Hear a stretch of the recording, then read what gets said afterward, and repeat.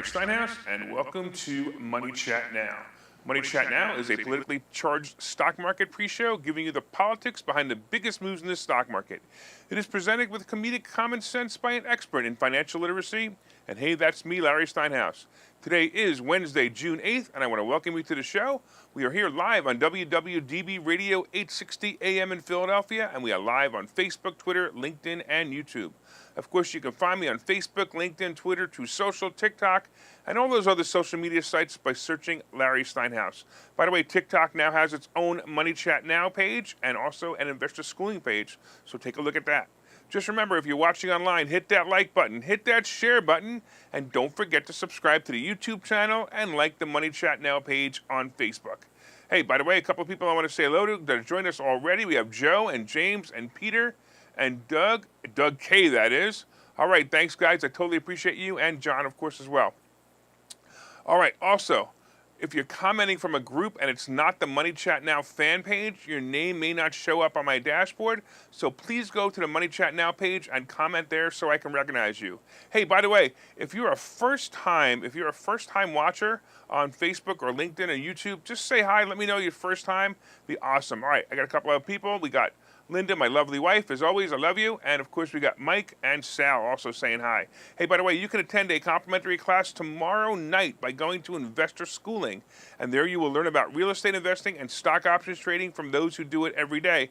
I promise you tomorrow, if you've never attended a class, tomorrow's the class to attend. You're going to be learning something really special. All right, on today's show, we're going to be discussing, of course, the futures update. We're going to be talking about Fintech and Apple. And we're going to talk about get your equity now. Get your equity now. We're going to talk about that. And, is there a food supply shortage coming? I don't know. Might be. We'll talk about that in a minute. All right, let's talk about the futures right now and what's going on. So first of all, it ended up okay yesterday. Actually, it would be considered a good day because it actually ended up. The Dow finished up 264 points. The S&P was up almost 40, and the Nasdaq was up 113. Not bad. But remember, that puts the Dow just over 33,000 again, and that could be scary if my range theory is correct. The range might actually be changing again when you consider that the dead zone is the end of this week. That could push us into the 34,000 range. That's about it, right? That would be like, think about like a thermometer on a boiler with markings that say normal, high, very high, and danger. At 34,000, we're going to be on the edge of very high, heading for explosion danger. So if it does hit 34,000, I'm going to tell you right now, if it is 34,000, that's a SPY put play, definitely. The main earnings yesterday, or the name in earnings yesterday, was Smucker's. And with a name like Smucker's, it had to be good. Apparently, the food and beverage company did very well in earnings, and the stock jumped about 6%. It looks like peanut butter and jelly will always be a good staple food when gas prices are too high to afford to eat out. In the morning yesterday, the Dow was down for a while when Target announced their earnings, and the company claimed they had excess inventory. Excess inventory? That, of course, could be signaling that people aren't buying as much stuff. I also took it as a sign that supply chain problems have eased as well. Target also lowered its operating margin guidance for the quarter. Walmart shares followed Target lower, sliding 1.5%, and that caused Amazon to also fall about 1.4% along with it. By the way, I got to tell you, I still think Amazon's a great play to me. If you did as I suggested and bought 5 shares of the stock before the split and then sold the covered calls yesterday, or Monday, I should say, with an expiration date of this Friday, you are probably very happy right now. If you bought the calls ending this week, I also think you're going to be okay. I expect it to move up. My target for Friday, by the way, not for Target, my target for Amazon is 130. But watch this one because it depends on the rest of the market rallying. I'm going to tell you that it's going to be bumpy until Friday or Monday. Energy, and only is going to be bumpy between Friday and Monday is because the dead zone probably ends on Friday. All right, energy was one of the top performing sectors on Tuesday as oil futures hovered near $120 a barrel. Ugh. Exxon jumped more than 4% following an upgrade from Evercore, putting the stock above $100 per share for the first time since 2014. Phillips and Chevron also gained about 3.7 and 1.9% respectively. And of course, when the bond rate dropped a little bit, Apple rose, and sure enough, it rose again yesterday. Both happened yesterday, of course, and the bond rate fell just below 3%, and then Apple rose about 1.7. Don't forget, we have the big day on Friday when the Consumer Price Index results are announced. This will be for May. This is the main economic indicator that investors are watching for this week. If the reading is cooler than April's numbers as expected, some could actually interpret it as a sign that inflation has peaked. I personally believe inflation has peaked, I should say. Now the real question is whether the Fed is going to slow down the increase of interest rates. I hope they do. And if they do, the market will jump. So this Friday is going to be very telling. It's going to be a really important day on Friday. All right, we got a lot of stuff to cover today. So let's take a look at the futures. And right now we got the Dow is down 104. Actually, it just moved again. The Dow is down 98. The S&P is down 7, and the NASDAQ actually went positive. Ooh, that might be nice. Hey, I want to say hello to Glenn, who just joined us as well. By the way, if you're watching online and it's your first time, hey, by the way, everybody online, if you're watching online, just say hi. I want to see how many people are out there. I can't tell how many people are watching. I can only tell by your comments. So if you're out there, say hi. All right, let's talk about Fintech and Apple. It looks like the age of carrying a credit card in your wallet, your physical wallet that is, will be ending shortly. I'm sure you've experienced tap and pay with your credit card, and some of you may have already used tap and pay with your iPhone or Android using the built-in digital wallets in the devices. Well, Apple is making a major play into the fintech world with new features inside the iPhone wallet on the iPhone. Some of you have used PayPal and other payment services. As you know, they have payment plans or even 0% interest plans, some up to 6 months or a year for purchases over $100. Well, Apple is introducing a slew of new features in their newest release of iOS 16, and it will include financial software and built-in PayPal-like system that will be as simple as tap and go. They are also adding a service that lets you tap another iPhone to make a payment directly to them. So if I want to give my wife money for groceries in the morning, I can just tap her. I can tap her phone.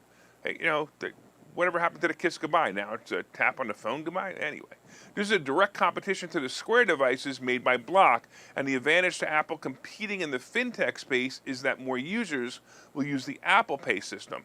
Apple receives a small portion of each sale when someone uses the Apple Pay wallet system, just like the credit card companies get a small portion of each credit card sale. The buy now and pay later model has also proven to be very lucrative in the past few years. The real question is, can it be maintained? Now, I don't know if you realize this, but people are putting more and more stuff on credit cards and getting more and more into debt because of raising prices, and this may backfire to Apple in a few short years, and like maybe even the next 2 years. A lot of people are buying stuff, and they're buying stuff like crazy, especially gas. Other fintech companies like SoFi saw a major drop in share prices when it was revealed that the companies had more bad loans on the books than expected. We've also seen other fintech companies like Coinbase and Robinhood crashing and burning, right? As money gets tighter and the fun of buying junk assets like cryptocurrencies are not as in fashion any longer. I just pissed off a whole bunch of people when I said junk assets like cryptocurrencies. On the other hand, Apple may just be the perfect play, or maybe getting into the perfect time in this play. If they start this up now, they will have great traction as the other fintech companies all fall by the wayside. I wouldn't be surprised if many of them get gobbled up by Apple in the next 2 or 3 years. Maybe you'll see Apple owning Coinbase. It's possible. By the way, while we're on the subject of the iPhone, have you felt the pain of the annoying charger connector that keeps changing, making your old charger or charger cord obsolete? I have Apple devices that run on the old big plug. I have devices that run on the lightning plug. And now I have devices that run on the USB-C connector. I also have an Android phone that runs on some other connector. It's a real hassle. And apparently I'm not the only one complaining about it. Well, finally, the European Commission, the executive arm of the European Union, is going to force smartphone manufacturers like Apple and other electronic makers to equip their devices with a standard USB-C charging port. The EU lawmakers on Tuesday agreed to a single mobile charging port for mobile phones, tablets, and cameras. It means equipment makers will have to comply with the new terms by 2024. Yay! This is great news. No longer will I have to walk up to somebody and say, do you have an Apple charger? Do you have an Android charger? And then when they give it to you, you say, oh, no, not this one. I want the one that looks like this, as you show them your iPhone input hole. Maybe we can even go back to where the hotel rooms have clock radios that you can rest your phone on the adapter on the top, and I'd be okay when I forget my charging cord. Well, it's going to be great. But then again, I'm kind of wondering what happens when a new device comes out that needs more connections than the USB charger adapter will give them. I don't know.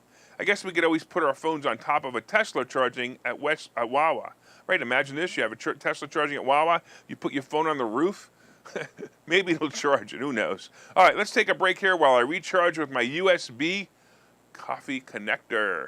All right, coming up, we have the food supply fire conspiracy. Stay tuned. We'll see you guys in a minute. Okay, so you thought about buying and selling real estate. You thought about investing in the stock market, but don't know where to start. Well, what if you could find a place to unlock strategies to master both real estate and the stock market, all without the headache? That place is Investor Schooling, hosted by Larry Steinhouse, an expert in real estate, financial literacy, and the ins and outs of the stock market. You can attend Investor Schooling in person or online 8 times a month. You can and will learn how to make money in real estate, and you will learn mastery of stock techniques such as options and covered calls. You will even get a chance to ask your one burning question to the stock option sultan, the master of picks and plays. Call today for free information and receive a complimentary pass to attend classes or register online at investorschooling.com. Don't delay. These passes are limited, so what are you waiting for? Call in today or visit investorschooling.com. That's investorschooling.com.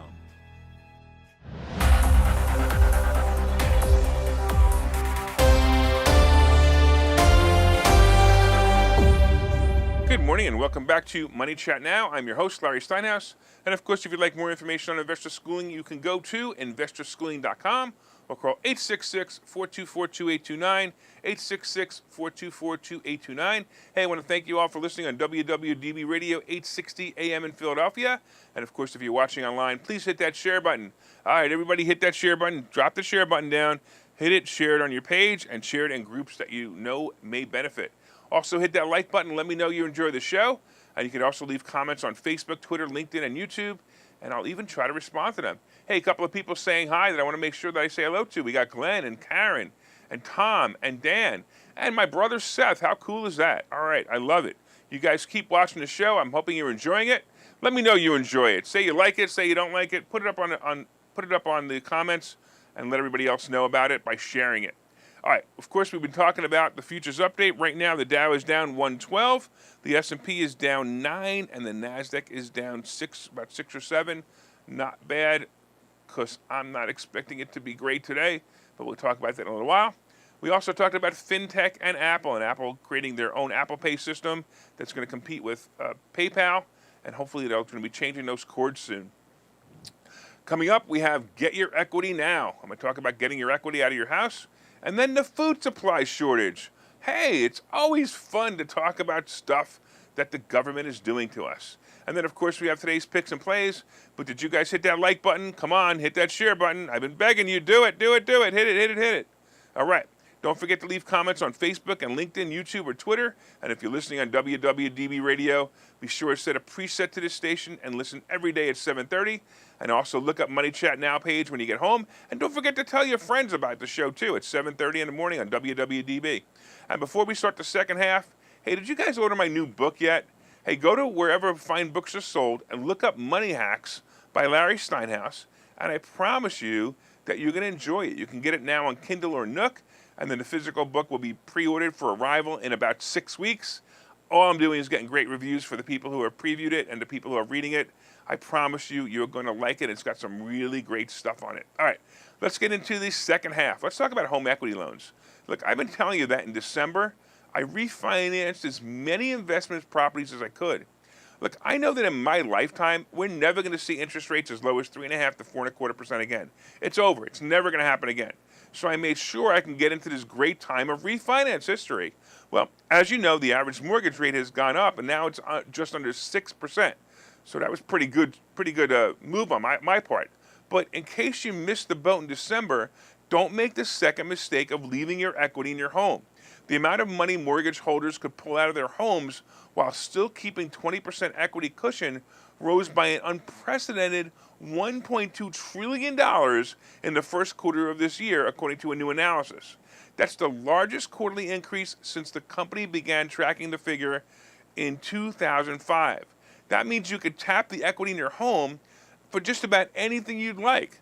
Now look, be careful here and don't make the mistake that others made in 2005 that helped lead to the disaster of 2008. My suggestion is get a home equity line of credit and have it ready to go when bargains such as investment properties and bargains in the stock market arise. Right now, your home will appraise for numbers that it may not appraise for in the next 2 years, so house pricing are definitely going to go down. And if the average of you and the average home of other Americans is about $200,000 in equity in your home, that equity number will probably decrease about 25% in the next 2 years. That could be the difference between a line of credit of $150,000 versus a line of credit of $75,000, depending on the value of your home. So I would start to apply for this now. I have several home equity lines of credit just waiting for me to be used when the time comes. I suggest you talk to smaller banks about these programs. As some of you may not know, some of the bigger banks like Wells Fargo have stopped issuing home equity loan and credit because they're afraid of the repercussions that could mimic 2008. Be wise, get the lines of credit, and then be wiser on how to use them. Come to think of it, I'm going to be teaching on how you can use a HELOC tomorrow night. I'm going to be teaching how to use a HELOC in a system that will help you pay off your home debt in 13 years instead of 30 years. So if you have a 30-year mortgage, how would you like to pay it off in 30 years? And it works so well, it's so real, and in fact, it doesn't even cost you anything more than what you're paying now. And if you've never been to a class on Thursday, you want to come to this one. If you're watching online and you're far away, you can also attend via Zoom. I'm telling you, go to investorschooling.com, RSVP, because tomorrow's going to be powerful, powerful class. All right, by the way, let's talk about the food supply shortage. Oh, man. I keep seeing ads selling me freeze-dried food in containers claiming that a food supply shortage may be coming. Then I see an occasional meme about food suppliers and food factories burning down or exploding. Look, when we add the baby's food formula to all of this, it kind of makes me wonder what's going on. I noticed an article the other day that made me want to look into this further. After all of this, after I've seen the baby food thing and all these food suppliers, it was an article about a large egg company losing a barn full of hens and eggs. Apparently, a mystery fire broke out at the Forsman Farms in Howard Lake. This will certainly affect the supply of eggs in the area, and I don't know, it's kind of crazy, right? But let's look at the data about other fires and food processing plants around the country. Well, I'm not a conspiracy theorist. Yeah, I kind of like to read the whole book instead of reading the end first. Anyway, but here is a question posed in an article that I read this morning. So here was a question that was in an article this morning. In a typical year, how many planes crash into food processing plants? In a typical year, how many planes crash into food processing plants? Crazy question, right? Well, of course, the answer should maybe be 1 in 50 years or less, right? But this year, we're up to 2 so far, or more specifically, 1 crashed into a plant and 1 crashed about 300 yards from one. Huh? How bizarre, but there's more. Some folks on the internet, and even Tucker Carlson, started noticing other news reports about other fires and other food processing plants. Check these coincidences out. This year so far, February 5th, a massive fire swept through a Wisconsin River meats plant in Boston on Thursday, destroying part of the facility. On February 22nd, these are the headlines, the Shearer's food plant in Hernston, Oregon caught fire after a propane boiler exploded. March 17th, a structure fire at the Walmart distribution center in Plainfield, Indiana, broke out at noon on Wednesday. About 1,000 employees were inside, but none were injured, officials say. 1 firefighter suffered minor injuries. Headline on March 22. A fire that broke out in the Nestle Hot Pockets plant in Janesboro, Arkansas on March 16 had the facility still closed as of March 21st. March 25th, headlines. Officials believe a deep frying machine is behind the fire that destroyed a potato processing facility in Belfast. April 13th. Headlines. Firefighters from several departments in Maine helped battle a massive fire that destroyed a butcher shop and meat market center in Conway, New Hampshire. April 13th. Headlines. A soybean processing plant caught fire in the Purdue Farms plant in Chesapeake, Virginia. Look, there are more. And of course, all of these articles on the internet and the famous Facebook fact checkers are all denying that anything is happening here. And the reports I read all say it's insignificant damage, but imagine you had this warning about the baby formula crisis. Did you guys also know that there are reports of a global soil shortage? That's right. Now we have something else to worry about. Apparently, topsoil erosion is the #1 problem. Look, I'm not going to get into all of this because I probably will cross the misinformation line and get this show shut down again. Do some Google research on this, and you'll be surprised at what you see. Also, on a side note, I want to let you know, I have no intention of ever committing suicide. Let's take a break here while I check my security camera for intruders, and maybe even Hillary Clinton. See you guys in a minute. Hi, I'm Larry Steinhouse, and I've written a book called Money Hacks. The subtitle to this book is because everything you think you know about money is wrong, and I promise you there are things you think about money that are wrong. There are chapters in this book that I think you will find absolutely fascinating, and some of them are, what is money anyway? Can money buy happiness? I'll bet you don't know the answer to that question. The truth about credit scores, how you can actually use credit cards to rebuild your credit. I also have chapters on being your own bank, how to buy houses with an IRA, and how to invest with other people's money. There are so many other chapters. There are 22 total chapters in this book, and I promise you're going to learn how to make more money and pay less taxes when you buy this book. My name is Larry Steinhouse. The name of the book is Money Hacks. You can get this book wherever fine books are sold, and you can go to barnesandnoble.com right now and pre-order it. I hope that you will enjoy it.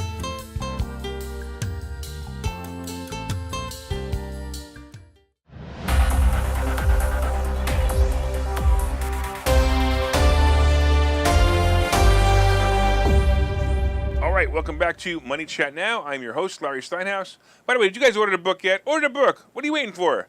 All right, so far we've been discussing, of course, the futures, and right now the Dow is down again, 128. The S&P is down 13, and the NASDAQ is down 24. We had a slight moment there where it was up, but we'll have to see. We talked about Fintech and Apple and how, actually my favorite part of the article was the fact that all the Apple chargers will be uniform now. Hey, did you get your equity out of your house? Get your equity out of your house, because you're going to need that equity to cover the food supply shortage that's coming. All right, I haven't been suicided yet, so we'll talk about the food supply shortage. Actually, just let everybody know about the food supply shortage. I would buy some extra food just in case. Coming up, of course, we have today's picks and plays. But first, did you guys hit that like button yet? Did you guys hit that share button yet? Come on, guys, hit the share button, hit the like button.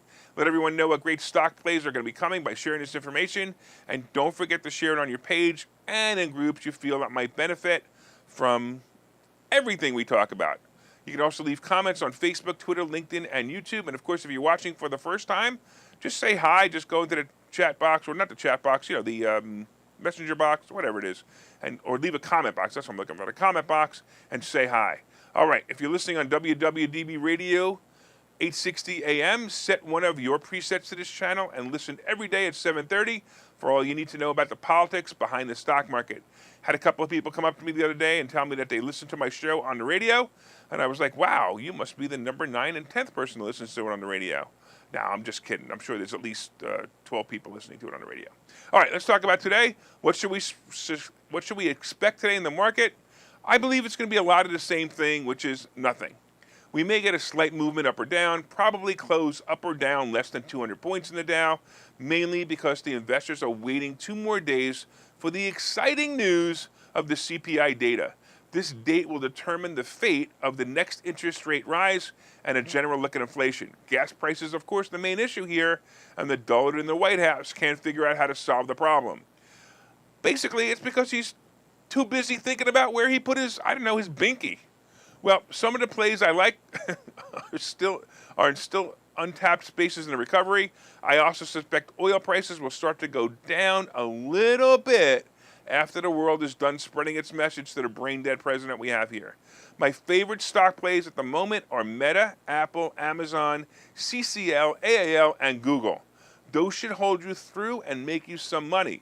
Also, if you really, really want to be conservative, maybe AT&T or other dividend-paying stocks that hardly move.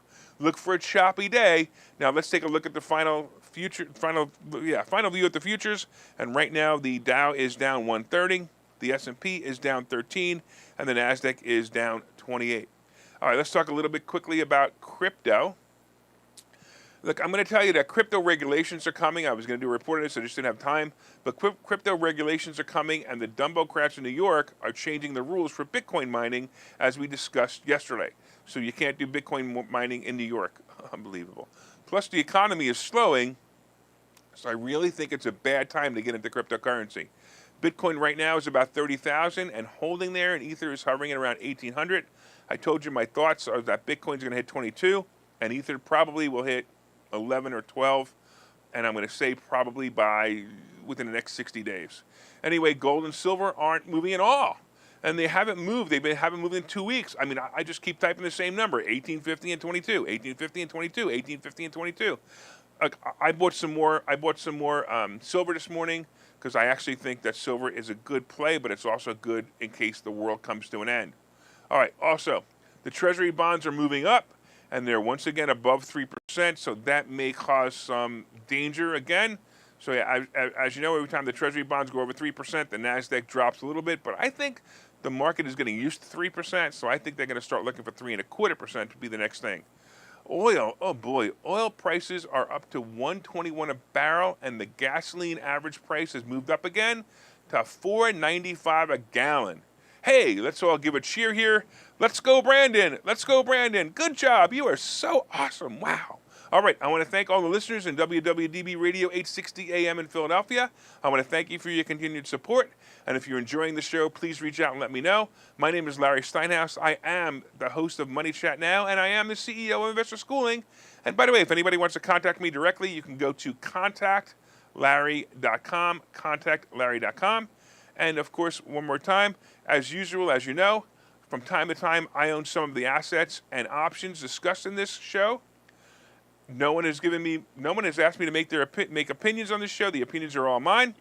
And if you're a fan of the show, you like my opinions, so keep listening. We'll see you guys tomorrow. Have a profitable day.